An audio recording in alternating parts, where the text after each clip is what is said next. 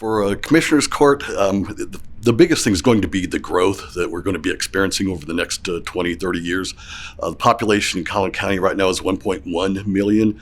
By 2050, it's expected to double to 2.2. So keeping up with the growth, being proactive as opposed to reactive, certainly representing all of the businesses, small businesses, and families. Those would be my three priorities.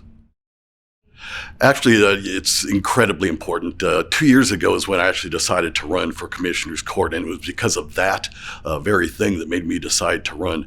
I hate looking at a rearview mirror, but in regards to the Commissioner's Court and the response to the COVID thing, shutting down businesses, keeping families from being able to earn a living was totally incorrect. It was wrong. And like I said, I hate to look through that rearview mirror, but it did happen, and you have to remember that and not let it happen again. Mobility to me comes in two forms. It's going to be a transit system, then also infrastructure.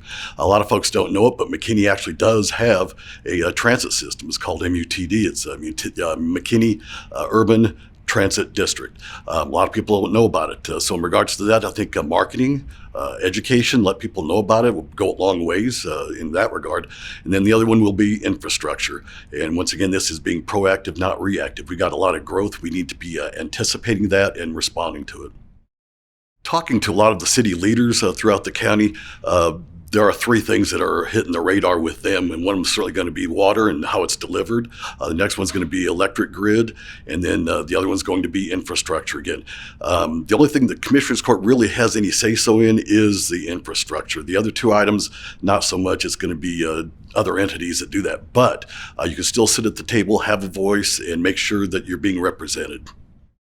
Fortunately for Collin County, just the growth alone provides an excellent tax base here, and I think the biggest challenge is going to be allocating those budget dollars appropriately.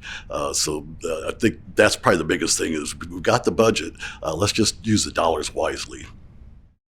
As far as bipartisanship, it's probably not that important right now. We're running a Republican primary, but afterwards, be able to have a dialogue with absolutely anyone and everyone is so important. I will not let it compromise my principles, though, but I certainly will discuss any issue with anyone.